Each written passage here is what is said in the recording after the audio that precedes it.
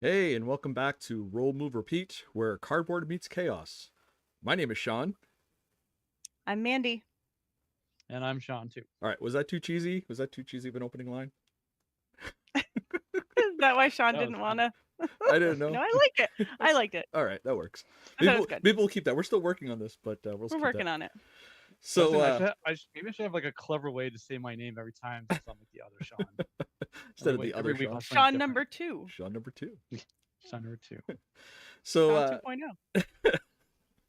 So today we're diving into board games that we love to hate and the ones that we just, hate to hate. You know, the ones that the game that ruins friendships, those ones that somehow takes like 6 hours, and that one so-called classic game like Sorry that everyone loves to play at the holidays. So let's grab your dice, grab your favorite beverage, join us in the chat tonight because it's going to be a bumpy game ride. Before we begin, I'd like to let you know that if you would like to see your photos featured in our live stream starting soon, please put them in our Discord. Our Discord will be live on this chat very soon. And then also make sure you hit that like and subscribe so we can continue to bring more content like this. So Mandy, Sean, and I have been having these conversations about games that we just never play anymore. One has even been threatened to be added to a will, which will be brought up later on. We also talk about a lot of the games that we really want to love, but there's just something about it we just can't get our hands around it. It might be missing rules, confusing, or we've just been playing it too much, or I don't know. So we're going to get into that as well. So before we hit on our topics, let's go to our first segment, which is what we've been playing recently. And we're going to start with you, Mandy, tonight. Mandy, what have you been playing recently? Yeah. So mine is Wingspan, except on Board Game Arena, because, if you've been watching this for the other two, I love Board Game Arena. Apparently, I didn't realize how much I loved it until we talk about this all the time. But I played it for the first time on Board Game Arena, and I love this game anyway. I have it in, real physical form, but I think I like it better in physical form. It was good on Board Game Arena. I just think I like it better in person, whereas some I think I like better on Board Game Arena, but this one I think I liked a little bit better in person. But still a great game, and it's so quick, and I think that's why we chose it. We were originally going to play something that was a lot longer, and we chose this one because we didn't have as much time. So, yeah. So that one there, like you said, I prefer. I've tried it on. I think they have it on Steam too. I know they have it on Mm. like iOS, but Y- We have it on Switch. do you? For the Switch, yeah. And the one thing I don't like is that again is that I can't see what everyone's doing. Now again, Board Game Arena does everything for you. So if someone plays a card that affects everyone, it automatically happens. hmm But I like knowing that like someone says, "Okay, I played this card," and you're like, "Oh, I get to do this now because Yeah. and I get to see what's happening." So Yeah, there was a couple of instances I think that someone would get had a card that gave us all wheat, for example, or something. And I'm like, why did I just get a wheat? I have no idea what yep, happened. Or like I got a new card. I'm like, where did that come from? That's yep, just out of the blue. I see what you're saying. For this game specifically, I think because it's not a real complicated game, it's not hard to remember the things you have to do. mhm. I feel like I like it better in person. Yeah. But still a good game and still, if you're short on time, it's great on Board Game Arena. So, I'm telling you right now, Board Game Arena needs to give you like a free right? membership or something because you keep pitching them I don't. every episode. I just apparently am always short on time. Like, let's just go play on Board Game Arena. So, who published and designed Wingspan? Oh, thank you for asking, Sean. Can I I'm just tell trying. you I'm that gonna. Try, that I'm was trying to remember. thank you. It's written right in front of me, and I still didn't do it. It is by published by Stonemeyer Games, and it was created by Elizabeth Hargrave. All right. So now we're gonna switch over to Sean. Sean, what is this? No Merci? No thanks? What is this? I'm gonna try to use my French accent No there. Thanks, which is published by Amiga. I'm not sure who designed. I couldn't figure out who designed it, but it's published by Amiga Games. So it's a card game. It's fairly simple. So it's you've got there's all these cards that go up to I think 35, and you've got chips. And there's a when it comes to your turn, there'll be a card out, and you can either take it or you can put a chip on it which says no, I pass, I don't want this card. um, and what you're trying to do is you're trying to get the lowest score. So obviously you probably don't want the cards that are 35, 34. But the thing is that card stays out there accumulating chips until eventually somebody has to take it, but then they take all the chips on as well. So that's how you like eventually you're going to if you just skip everything, you're going to run out of chips. So you eventually have to take cards. Now the trick is if you can get like a sequence of cards, say like you take the 35, but then you also get 34, 33, 32, 31. You don't add all those cards up. You take the lowest, you're at the end of the game, you take the point value of the lowest of that sequence. So you may have that 35 card, but if you can get the 4 or 5 cards in front of it, um, then you're only getting like 30 points to 29. So um, it was fun. It was really quick. It was pretty easy to learn. I think we played like 3 rounds in like 20 minutes. Um, so definitely one of those fun kind of you can take when and teach some kids, teach family who maybe aren't friends who maybe aren't really into games and are unfamiliar with it, but like cards because kind of feels like a card game. Um, yeah, it was fun. I may have to add it to my repertoire. Now, Mandy, have you played that before too? I have, yeah. I learned that back in COVID times. That was one of the new games I learned during COVID. But yeah, it's good. It's really quick. It's easy. Would you say like Very easy. 10, 15 minutes, or would you say like Not even not even really? If not even not even five that. for. I'd say 5 for a round. Oh wow, that is quick. Maybe Yeah, if everybody's or playing for a if game. everybody's playing for the first time, like 10 or so. Yeah. Yeah, yeah. But I guess it can. And it's just like interesting because the strategy you get with like if somebody needs a card and it'll help them, you're like, I'm just gonna take that, even though it'll hurt me. It hurts you more if I take that. And like, Yep. just letting it go around a few times because you get all the little chips at the end. If you are the one to take the card, you get the chips that everyone had put in. So I like this interesting strategy with it. It's fun. So we're gonna have to make sure But you kind of do Go ahead, Sean. but you got to kind of got to do the math because you might be like, ooh, if I take this Yeah. 20 card, I'm gonna block Manny from like combining like these two sequences she has. But at the same time, you're like, but then I'm basically taking Then I 20 have points. And 20. like, Yeah. Yeah. is it worth it? So Yeah. So make sure we save this one for games that play quickly because we're going to be doing an episode on games that are quick to play and travel games. So if this is like a card game, that would be great to travel too. Yeah. All right, we're going to switch to mine, and I'm going to start pitching Board Game Arena for mine. Imperial Settlers. Imperial Settlers. So a while back, I heard about this game, and then Sean asked me if I had it, and I said no. And it's kind of been something that's like been sitting right back here, like tweaking the brain, like, hey, you should try it and play it. So I was like, well, let me see. And I was like, oh, it's on Board Game Arena. Let me check it out. And so I watched a couple videos on how to play, and I was like, holy cow, this is just like 51st State. Yes, state, not date, state. Um, and it plays pretty much exactly like that. The only nuance is, and let me explain how the game plays first. You start off with a set of cards in your hand. Some of them are common cards, and the difference between 51st State and this game is that your country, your whatever you're playing as, your country, that your civilization, I guess, has cards that are designated specifically for them. Unlike 51st State, you have a common set of cards that everyone draws from. But there's one on Imperial Settlers, you have this deck of cards that only you draw from, and then there's the common cards that everyone else draws from. Excuse me. And then on your turn, you play cards. So it's I will play on my turn. Like I either play a card or I pass. And if I pass, then it's the end of my turn and nothing else happens for me and everyone else continues to play. So I play a card and I have to build up my resources to play these cards. I can make deals. And the way I make deals is that if I use my cards that are for my civilization, my settlement, I can just turn them into deals. So that way every round when we start over, I get whatever I put as a deal. So I'd get food, or fighting, raising tokens or something like that. So it's a lot of fun. I personally like 51st State more, because the fact is that there's more tokens to it. There's a little bit more strategy to it. This one here, it's easier to raise or demolish other people's settlements, or city buildings, I guess you would say, in their tableau. In 51st State, it's a lot harder to do that because you have to collect a lot of like attack tokens. But yeah, I'm gonna say I like the game. It's a pretty good adaptation on Board Game Arena from what I've seen. But I will stick with 51st State. I find that there's much more strategy behind that.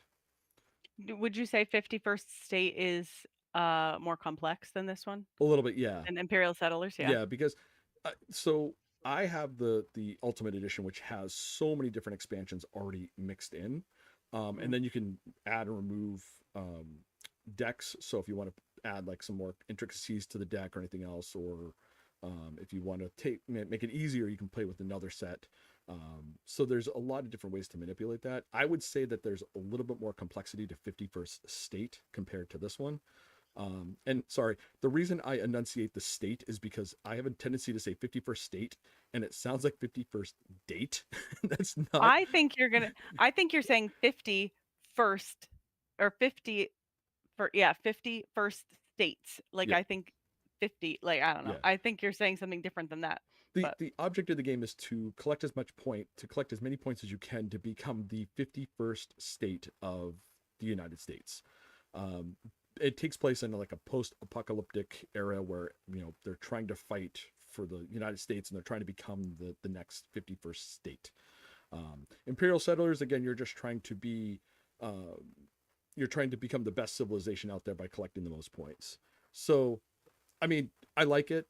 Like I said, but I think 51st State is a little bit better than this one. But that's just my thing. All right. You're not going to run out and buy this? I am not running out and getting this. Who designed Imperial Settlers? And So good. Yep. Thanks. Oh man, I know I'm usually on you guys about it. Now you're coming at me. Actually, the reason because I'm gonna massacre this guy's name and I apologize. Ignacy. I'm not gonna pronounce the last name. It's I don't want to massacre it. But it was put up by Portal Games. So Ignacy, yeah, I'm not gonna try it. But yeah, like I said, it was a fun game. If you like the easier type of games that of a civilization building, resource management, tableau building, this is a game for you. If you want something with a little more strategy, a little more oomph to it, I guess you would say, it would be 51st State. All right. So we're going to jump into our next one. Now, we kind of tweaked our next segment a little bit because Sean, Mandy, and I were talking about what we're excited to play. And we figured that it's a little harder to keep the ball rolling if we each do something that we're excited about. So what we're going to do is, as a new segment, each one of us is going to take a game that we're excited about each week. So we'll talk about my game this week. We'll talk about Mandy's next week and Sean's the week after that. And it's going to be some way we can have a little bit more of a discussion about those games rather than just kind of give the complete high overview of it. So we're going to start with what we're excited to play, what we're excited for that's coming out. And mine is Kavango Lodge's expansion. So Kavango, again, is a really popular game in our house. It is basically you are creating a savanna, like the sanctuary, and you're trying to bring in animals to your sanctuary by, stocking it up with grass, with bugs, with fish, with trees, so that way you can bring all these animals to your savanna, to your sanctuary. And when you play those cards, is like you have to have like 2 grass or 2 bugs or whatever, and then you get to play the different things. And then as the game progresses, the animals become harder to play because they require, maybe they like to eat the grass more, so you need to have like 3 grasses instead of 1 or 2, or maybe you need to have a small amphibian they'd like to eat, so you need to get that in there or something like that. So it gets a little more it gets a little harder to put these bigger animals out. Kavango, the Lodge's expansion, now when you play these animals, you have to be cognizant of where you're putting them in your savanna, because if the way to look at it is that you're setting up a lodge, and these people want to come to this lodge to see these 4 types of animals: a bird of prey, a big animal, a medium animal, maybe they want to see another type of bird or something like that. So you have, and each card has an icon on it. So you have to put them in the order what they want. So they want to have like 2 types of amphibians and 2 types of birds. And then once you get that, you take a lodge and you put it there and you score your points for it. But you got to be cognizant again, because you have to have them set up in the right order. And if they're not, you don't get to put your lodge there and everything else. Now, the cool part about it is that everyone is fighting for the Golden Lodge. So the Golden Lodge is basically one where it requires like all these different animals to be in your sanctuary in this order. And then once you get that, which is really hard to get, you get the Golden Lodge and you get a certain amount of points. So and because again, this game is highly, highly played in our household right now. As I've said in the past, my son somehow has the meta of this game. We cannot beat him. So Alice and I have to play on our own just to get a win for one of us. But I am really looking forward to this, because it's going to add a bit of complexity to this game, which it's pretty easy, but this is going to add a complexity that, makes it a little more fun for scoring and stuff like that. So I did research on this because we weren't all each picking a game. So I was like, I got to look into this. And now I'm super excited for this game. And I immediately texted Sean. I was like, when are we playing this? Because I need to Yep. play this now. Because I had to watch the original Kavango and then go into Lodges. So is Lodges out now, or is it on Kickstarter? No, Lodge is in Kickstarter right now. I think they're still Okay. at about like another 10 or 12 days left. So if you have not gotten it and you want to get it, definitely get it. They're actually re-releasing the first game too, so you can actually buy them both. The one that I got has actually got the expansion plus some of the foil cards, the cats, and some other things that come along with it. So it's going to add more cards to the decks that you can draw from. And yeah, so it's like I said, it's a really fun game. I know, like I said, Sean and I have played it before. I know we're hoping to get together this weekend to play it at some point, so way you can see how it all plays out. Yeah. How many players does Lodges add any players, or is it just No, it just keeps it still 5. Got it. I think after 5 would get a little crazy, because again, while there is the cool thing about this game is that you literally play all at the same time. So the way it works, I get a set of cards, and it's a drafting type game. So I get a set of cards, I choose one, then we all flip the card at the same time, and then we pass the deck, our set of cards to the right, to the left, excuse me. I can't tell my right from my left right now. Pass to the left, and then I'll get the next set of cards, and then I choose from there. So it kind of moves kind of quickly, but again, I think the 6 would overwhelm like the amount of cards you have in your hand. because you're only playing 10 per round. And you're not really playing 10 animals because there are other cards that can let you, get money for putting money toward, what is it called? Climate control, or your reserve to make sure poachers, so safety from poachers and stuff like that. So it adds a little bit more like that. But yeah, it's Nice. definitely a really, really fun game. And I cannot talk about how awesome this game is, and I am really excited to get this expansion. I usually don't get that excited just watching how to play videos. I got really excited for this one. It It's looks really good. like I said, Riker and I played It, this at PAX, and it was one of those games like, we have to get this. And then nice. we left, and I never went back to get it, and I was so bummed out because the creators were there, and I'm really hoping when we go to PAX this year, because this is coming out, they're going to be back there Mm, again.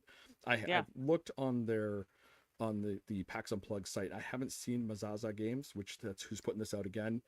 Yeah. And I'm really hoping to run into Matt or Zara, and hopefully they're there again. But I haven't seen them on the PAX Unplugged um, list yet. So I'm hoping maybe they're just not on there yet, and they're going to be on there, because I'd love to get it. I'd love to get a copy of this signed because it's a great game. Are you gonna bring your copy to PAX? Maybe depending on how much room Play? we have in your car. That's true. 'Cause That's so very true. it seems that we're all riding together. We have a van. Yep. It's a big van. So All right. Well, I got yeah, my big bag that I'll bring with us. So perfect. Perfect. Just leave enough room for all the games that are going to be added yeah, back, Yeah, going back home. yeah. that's the problem. That's the problem with PAX is that you go like, oh, I'm not going to buy anything. 40 games later, like I got to put these all in the car. Yeah. All Hard. right. All right. So we're going to switch to our today's topic. So we have two topics to go with this with our thing here. So we have games we love to hate and games we hate to hate. Love to hate is pretty simple. These are the games that we just do not like. We will not play. If someone says, let's play this game, it's an absolute hard no. Although one of them I'm going to keep trying to get someone to play, but we'll discuss that when it comes up. um, but Likewise. um, A little conversation about yours too. oh man, all right, yeah. So well, yeah, it's coming up. So but yes, and then our other one is hate to hate, which is games that we hate the fact that we don't like this game. And hate is a strong word, but these are a game that there's something we don't like about it, and we want to really really like this game. We really want to play it, but there's just something that just is turning us off about it. So I'm going to start with our games we love to hate first. We're going to start with Mandy. Mandy, you ready? Yeah. Here we go. Yeah. Slamwich. I can't even stand the name. Really. So this game is put out by Game Right, which I usually like their games. Nothing against Game Right, but just this one. It's created by Annie Campbell, Dave Clegg, and Tom McKentrick. Um, it's just I don't know. I feel like it's just a glorified like slapping game. It's what's that game where you slap with Slapjack. slapjack? It's glorified slapjack. It's I don't know. My kids we got it when my kids were little, figuring it was an easy game to play with them. Basically, you're trying to make like each of the cards has a different piece of a sandwich on it, and you're trying if I recall correctly, it's been a long time since I played, you're trying to kind of like if a card comes up and then another card and then something on top of that that was the same as two ago, then you slap it or something. I don't remember if you take them and you want all the cards or something. There's just different ways you can slap cards. It's just slapping cards. I don't know. I just it's just seemed too much like slapjack. I'm like, I'll just play slapjack. I have cards. I don't need a sandwich to play slapjack. Wasn't my kind of game. Again, I really usually like Game Right. We have tons of Game Right games, but this was not the one. It just wasn't. My kids would force me to play every so often, but we still have it. It's just upstairs. I've Just sitting there. I've never played it. I've heard of it. I've never played it. It's not Yeah. been one that's been in my purview of like, I want to try that game. It's just I'm looking at it No. going, it looks eh. No. And I like Game Right games, like you said. But Yeah. Sean, have you played They're this? I actually have not played it, but I don't really like slapping games. I'm always afraid How that many are there? somebody's gonna, Like I mean, I'm always afraid that somebody's hand is gonna get stabbed by somebody else's fingernail or like Somebody's ring ring. or My whatever. rings are, yeah, I have Yeah, big honking rings. yeah. It's I one don't thing know. when you're like a teenager and you're playing these games at like in lunch period or whatever, but it's nothing was Yeah. I don't yeah it's no Yeah. I'm I don't not I'm know. not I just, I'll probably pass on this. Well, yeah, it wasn't my favorite. Sean, you say how many games are out there with like slapping games and stuff like that. I think about like when Emily comes over and we play Fun Farm, or what was that other game?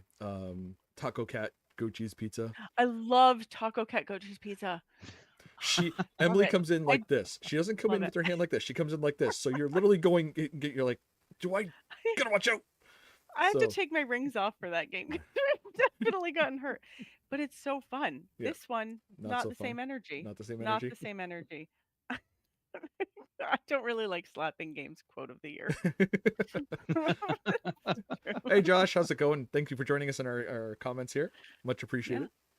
All right. So actually, we were going to go to Sean next, but because my game is Is falls. it a slapping game? No, it's not a slapping game, but it ties with Game Right. And again, this is like a kind of, we're not trying to bash Game Oh, Right. Again, I like them. I really like them. I always go to their booth at PAX. Always. But here's the problem: is that you both like this game, I don't. Oh, what is it? It is Shifting Stones. I love How this can you game. how can you hate this game, Sean? I'm I love this shocked. game. Oh man. So my family loves this game, and it's fine. Good game. I specifically have a problem with it. Again, this is put up by Game Right. J. Evan Root did it, and all the credit to him. It's a decent game. Let me say it that way. The problem is my family finds a game that they love. Sean Faith is wrong. My family loves this game to the point where we played it probably at least 20 something times. And the problem I have with it is that, so the way this game plays, let me back up and tell you how this game plays. So if you have all these tiles that are on there, it's a 3x3 grid. Just like on the picture. Just like right on there. the picture. Yeah. So it's a 3x3 grid. And what you do is you hit these cards in your hand, and if the symbols match on this card, so it can either be something like these symbols need to be in a diagonal, or up and down, or whatever, or one with two other whatever tiles next to it, or stones. They're supposed to be stone tiles, or maybe the tile needs to be flipped, so you need to play a card. So you're playing cards from your hand to match things. These things that are on the cards. The problem is that I'll have a card. I'm like, oh, look, the fish is in the right spot. That's in the right spot. I can't wait for my turn. And then some jerk at the table decides to play a card and then flip the fish card over and then move it 3 away. Now I have to burn 3 of my cards to go back just to get that back to the right spot. And it just gets so frustrating where it's like, rage inducing. Mm-hmm. I think where you're going wrong is you're trying to plan your turn. You don't plan your turn. You just do it when it comes. Yeah, Like, let's see where everything is. Let's see. You can't plan that game because everything screws up in the. I don't start playing my turn until literally the person before me. And Yeah. that's when I look at the cards and say, okay, what can I do? What can I do? Because there's no point otherwise. You just get angry. Exactly.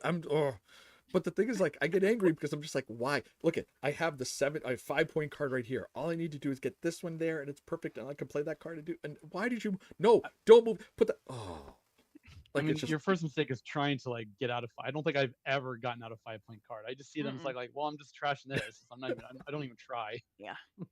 No. You have to be very lucky. So yeah, I will agree. There's not a lot of strategy in this game. It is a little bit of luck of like what's available to me. But I don't know. I don't care for luck games, but I like this one.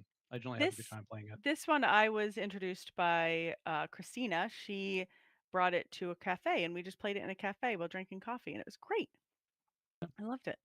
I think that's how she got, because I brought it to their house first. Yeah, probably. I think. No, we played it. No, we played it at PAX. Oh, did you play it? Oh, we played it at PAX. Christina liked us. We bought it at PAX. Oh, okay. Nice. I think I think you and I think we both bought it at PAX. Yeah, we both. I know I bought it at PAX, and I believe, and yeah. Oh, that's right. Did we play it at the table that night? Like after like the free play? Was that what it was? We played it. I think so. Yeah. Yeah. I don't know. I love Game Right games, but this one here just rage inducing. Rage inducing. All right, we're gonna go to Lentos now, and this is the one we were talking about being added to the will. So, Sean, I'm gonna bring up yours right here. Good game. Here we go. All Zaya. right, everybody strap in. Just give me a ride. And Sean, I know you're gonna have many rebuttals, so please keep your comments until the end. I should bring it Hold up. all I should bring it questions. off the thing and just hold it up in front of the camera just to. I have like half a page in a Word document written to this. Actually, it might be. It might be almost a full page. So, Zaya: Legends of a Drift System, designed by Cody Miller, published by Far Off Games. So this is what's referred to as a sandbox game. So you can kind of do whatever you want for the most part. You're a spaceship captain. You're moving around. The map starts with like just a few tiles, and you can explore and then flip tiles. And there's like things you can explore. There's planets. You can go trade. You can become a merchant and go send goods to one place to another. You can there's other things you can do in it. Sounds cool, right? Well, there's also this whole outlaw system, and here is where I have issues with the game because it is very easy to get a negative reputation, and as soon as you have a negative reputation, as soon as you do something wrong, then a bounty gets put on you. There's no sliding scale.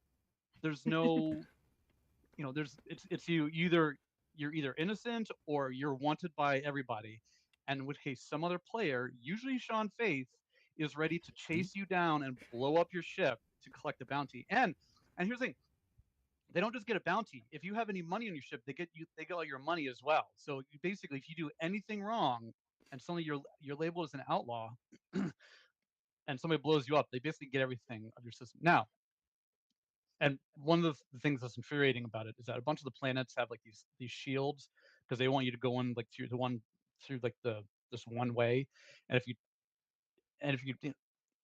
if you're trying to get into the planet, if you're on the other side of the planetary shield and you're like, oh, I just want to get in so I can trade. Maybe I can try to skip into it. You roll a d20, and if you have to get an 18 or a 19 or 20 to like get past the Sneak in. shields, and if you to sneak in, and if you don't, do you get slapped with a fine that you can pay at like the nearest police officer? No, you immediately get a bounty thrown on you. There's no slap on the wrist. There's like now everybody's gonna come and buy and blow up your ship. Now, in addition to that, so you think like, okay, so there's an outlaw, you can get bounties on them. Well, there must be like some good ways you can be an outlaw. Yes, there's this whole outlaw system. You can get cards, there's all these cards you can get where you can go do outlaw missions and stuff. And there's like some outlaw planets you can go to do things. But the thing is, the risks are not worth the reward. Um, some of them are smuggling where you have to sneak into a planet past the shield and try to roll that d20. If you don't get that 18 or 20, then you don't make it in to get to smuggle your goods in. You can go try to steal things from other ships. You can try to assassinate things. And I think it's like all these cards. All these things, if you do any of them, you get that bounty thrown on you. And if the rewards were like extremely high, like game-winning rewards, it would be worth it. But the rewards were only marginally better than if you were just a regular merchant just traipsing around dropping cargo off. And so that's the thing that frustrates me about the game. There's no there's no place to hide. There's no secret place you can go. There's no place you can get. There's no black market you can kind of outfit your ship. There isn't like a legitimate, I would like to be an outlaw and try to play this game as an outlaw. It's just you either play by the rules or you've got every other player coming after you to blow up your ship and collect the bounty. Basically, the moral of the game is that crime doesn't pay, except this is a board game. It's not a moral lesson for children. So I wanted to like this game when we first played. We've played it a few times, and I wanted to try to like it, but like it's such the lack of any kind of a negative, like of any kind of the ability to do anything as like an outlaw, that like they really missed out on that, and as a result of it, this game frustrates me and I won't play it. But Sean, All right, when I die, it's going to you anyways. Going to go Do in my you own this? fireplace. I Do own you it. own this I game? own it. So yeah, a friend of ours was like, "Hey, I'm getting rid of all my board games. Do you want some?" And I was like, "I'll take Zaya. I'll make Sean play it with me." And In the rage that it went over Sean's face, I said, "Hey, I got Zaya." It was like, How long does this take, this game? Forever. no, it's not that long. It's not like a terraforming Too Mars. long. It's not like a terraforming Mars. It's probably about. You'll be floating in space. Your ship, as Sean flies away with all of your earnings. Having a bounty put on you, just floating in space. Whatever do you mean, Sean? I would never blow you up. That would never happen. It's about a 2-hour game. It's about a 2-hour game. Okay. And it was a little more than that. Sean has some valid points. Again, if you become an outlaw, there's really nothing that helps you. There's nothing that helps you, and I understand that. And I tease him about it because I tease him about this game because again, he really wants to like the game, but again, you do something wrong and that's it. Then everyone comes. And so easy to become an outlaw. You try to skip past a toll booth, and you're an outlaw. There, like I said, put a fine on me. Like make me pay a fine. Okay, fine, great. Yeah. Well, there is an expansion. I don't know much about the expansion, so I'll have to take a look into that. Maybe Sean, maybe that might fix it. Maybe, yeah. I thought we played the expansion, and all it did was kind of help the economy a little bit. I don't think it really addressed any of the outlaw system. I got the expansion with it. Dave gave it to me, so we'll check it out. But yeah, no, I'll let you and Manny check that out. No, it's fine. Well, the three of us. Well, you research, dude. You need to be here for research. That's what it is. If it ever shows up in my house, it's going in the fireplace. Well, remember what the thing is that for you to get rid of it, you have to play it 3 times after I die, so that way you can then get rid of it. You have to, that's in the will. It says it right there. I'll apologize to your gravestone. I got it right here. It's in the will. On eBay. All right, we'll go to our. We're digressing a little too much here. No, I'm kidding. We're gonna go to the games we hate to hate. Now, again, these are the ones that there's just something about them. So, Sean, we're gonna start with yours. We're gonna start with Seafall. Okay, I'm going right from. Okay, so all right. We'll get you back. We'll get you out of the way. It's fine. Just get you out of the way. All right. So, Seafall, which it was designed by Rob Davio, and apparently it was published by multiple companies, but most recently it was Plaid Hat Games. So so this is a legacy game, which I really want to like it so much so I've actually played halfway through it twice. Wow. It's got interesting storylines.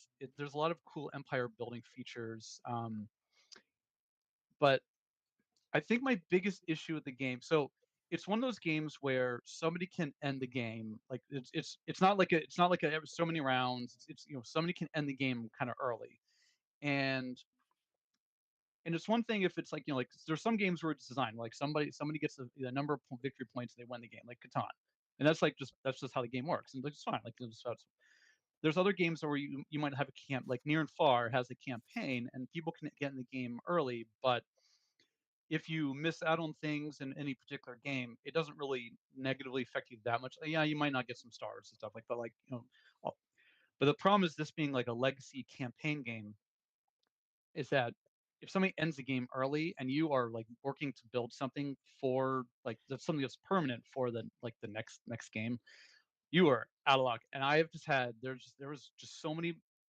moments where I wanted to flip the table and throw the game, like flip the game over, because I was like, okay, I just need 3 turns to finish building this colony or whatever, and then suddenly somebody be like, all right, I just got the victory points because I just got, I did something, and now you have 1 turn left. And I think the other part of the game is that the problem of the game is that in the beginning, like you start in the kind of like the beginning of the map, and as the game goes on, like the map gets bigger, and so you spend like 4 or 5 turns just trying to get from one side of the map to the other. And there's ways you can like deliver cargo through like colonies and whatnot, but if you haven't built those colonies, then you're basically trying to go from one end of the map to the other, and so you waste so many turns just like all right, I spend my turn moving 6 spaces, and I guess that's it. And meanwhile, somebody else is ending the game, and so yeah, I had so many games where I got so mad, and after the second time we were playing it, COVID killed it, and after that I was like, I think I'm done with this game. I don't think I can play it again. Yeah. It infuriates me too much. I understand everything that you're saying because I have the same feelings about it. I've only played it once. You had that experience like a couple times where you were like I'm ready to do this and the game's over and I can't do this. Well, that happened. I remember you got mad so mad. I was so mad at Jeff. So the very first time we played it, I think I had what I got something, and I just had to make it back to my port with it, and I would have had the game. That was it. And then Jeff blew me up, and he's like, boom. I'm like, what are you doing? He's like, and he's like, now he's got this treasure that ends the game, and I'm like, so I went from like being first to being, I think I went to fourth or fifth, like just from this one thing that happened. I was so mad. But again, I can't fault him because that's part of the game. And I wasn't really mad at him.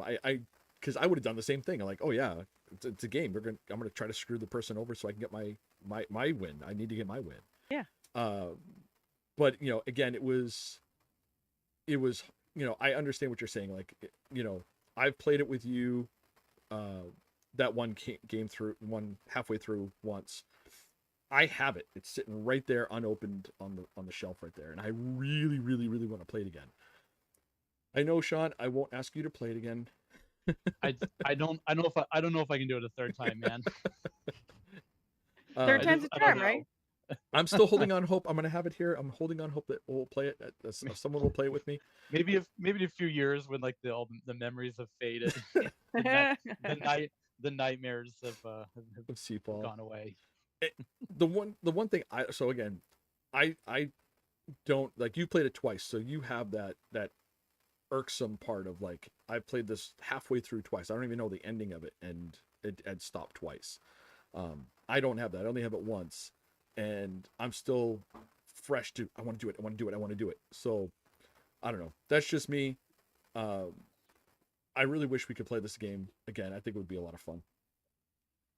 But all right, we're going to go to our next one, which is mine, Dune Imperium. Now, again, I know I'm going to get some hate for this because everyone loves Dune Imperium. This game is put out by Legendary and Direwolf Games. It was created by, what's his name? Paul Danon. I've played this game probably 6 times now. And the way this game plays is that you take a house from the Dune series, and you have it's a little bit asymmetric where everyone has their own little powers, and you're trying to collect points to win. And I think it's like 10 points or 12 points. I forget what the actual point total was. And the way you do it is you're putting your resources and stuff, and you're sending out people to do battles and make trades and stuff like this to get spice and water and so on and so forth. The problem I have with it is that after playing it the 6 times, we found out that there's only like 3 scoring cards in the deck that could modify like where the scoring stands at the end of the game. Like if you hold one of these 3 cards, you get extra points if you do whatever it is.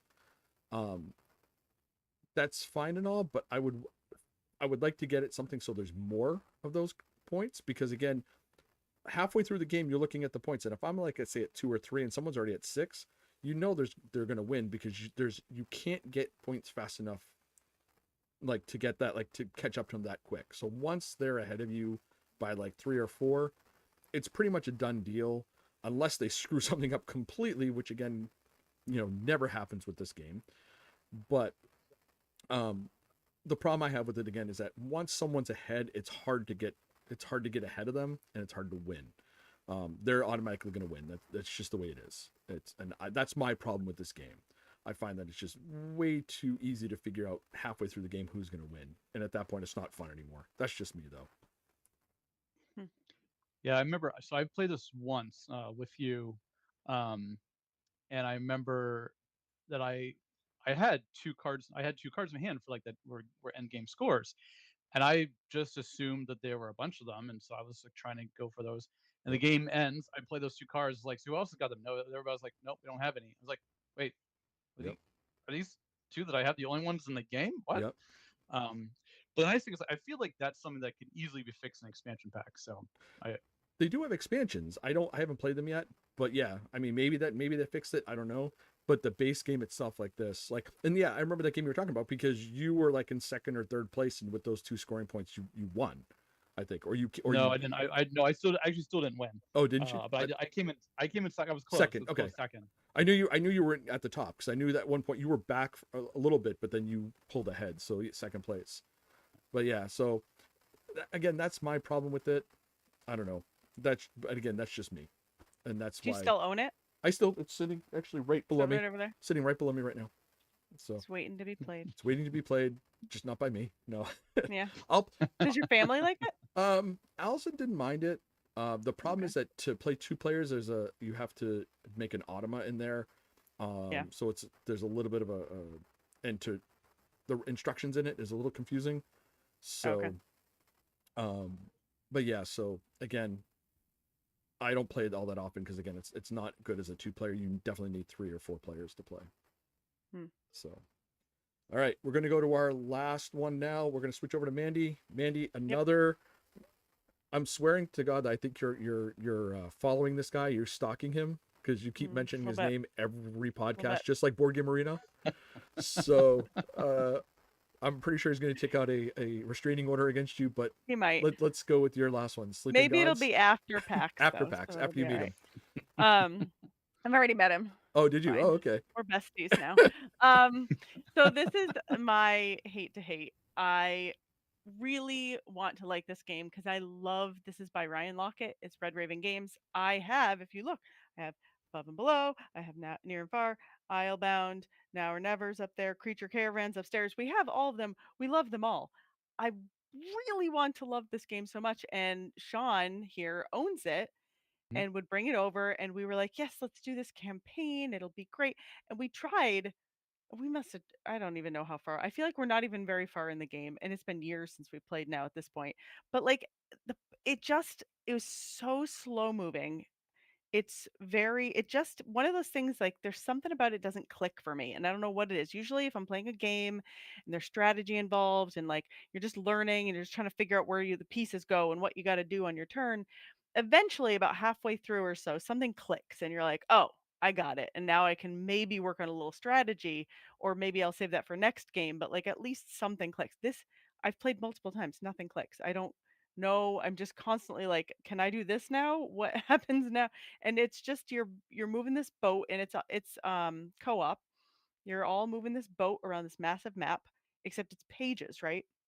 Mhm. There's like a Yep. book and there's pages, so you can like go along. And I just remember it taking forever to get to like a town or something, and then you get to I remember going into this cave or something, and you get in this cave and there was a monster, and so we decided, okay, we're going to fight the monster, except we got just like massacred by the monster. Like it was awful. And Yeah. we had to Yeah. turn back, and we're like, never mind, that was just a waste of time, I guess, and let's go back to the town and see what's there. But I just remember it taking like 2 hours to get around all 4 of our turns or something like that. It was really, and I just don't. Are we doing something wrong? Like I don't know. I know so many Yes. people that love this game, so I feel like that we're doing something wrong. I don't know. Yeah. So I had kickstarted this, and I think, like, there's been some expansions since then. There's also I think he released a new version of it, and I'm guessing he probably like streamlined or fixed some things, and so I might have to check out the new version. Mm, But I remember I remember combat felt kind of like clunky and slow and ponderous. And I think there was a lot of really good ideas in the game. Like, I mean, there's like this map, you can go wherever you want.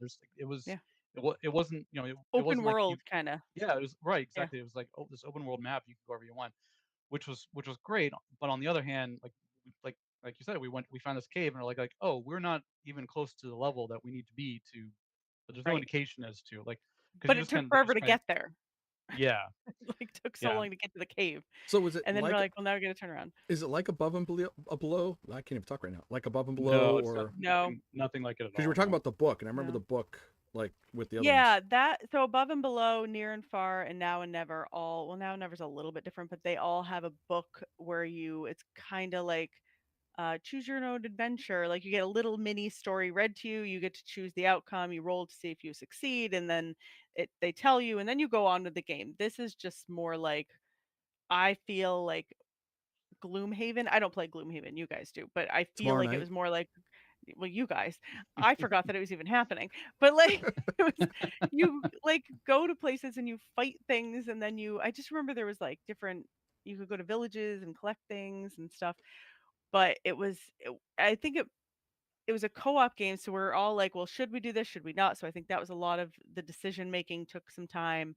Doing it took some time because I recall you could only move so many spaces. If you rolled like a 2, that meant you could move 1 space, or 2 meant something. I don't remember exactly, but you had to go around certain things on the map because if you walked into a monster, then you had to fight the monster and things like that. So it just seemed laborious, and I really, really want to like this so bad.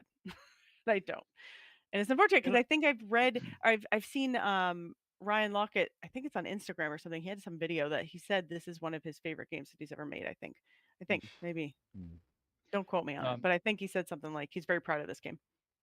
it also, well, don't let him see this podcast then. Mm. Um, I'm not it's telling him. it also doesn't help them. Like, we the first time we played it, like you were trying to figure it out. We're learning how to play it, Right. and so it's cumbersome. And then we didn't play it again for like 5 months. And so by that point, we're Right. like, crap, how do we play this Relearn game? it. It's like, Yeah. we kind of had to relearn it. So, Yeah. yeah, I mean, we kind of I feel like we just need to kind of start over and maybe give them But I also, I may look into some of the expansions and see if they've changed. They may Yeah. have they may have some errata or some, version 2.0 that kind of fix some things. Maybe I'll look into that. Maybe we just need to visit the Red Raven booth and say, can Yeah, you explain what we're doing wrong here? Because there's something, that's a great idea. I think we should just bring our game. Be like, Ryan Lockett, sit down and play with us. Tell us what we're doing wrong. See, So, you're besties, we'll so see. you can just ask them, no problem. Josh Yeah. Josh mentioned in the chat, fighting part might not be as bad after playing Here and Now. So Here and Now. What's that? Does he mean now or never? probably Now or Never. Now or never. Yeah, Now or Never has some fighting in it. You fight I monsters. mean, yeah, he said I mean Now Yeah. or Never. So I'm like, how or never? It's right there. Here now is Right gonna be the there. next one. There is fighting in that one as well. It's quick and easy, a little card, and you just, I don't know. That one's not as, I don't remember what the fighting is like in Sleeping Gods, to be fair, because it's been so long since we played it. But Now or Never, it's pretty simple. So maybe it won't feel as bad anymore. all right. Don't know. Well, all right, that's all our time tonight for our show. Thank you for joining us. Again, hit that like and subscribe button. Keep playing games, and we'll see you in 2 weeks for our pre-PAX Unplugged game with our travel games edition. All right, we'll see you later. Have a good night. Can we do it?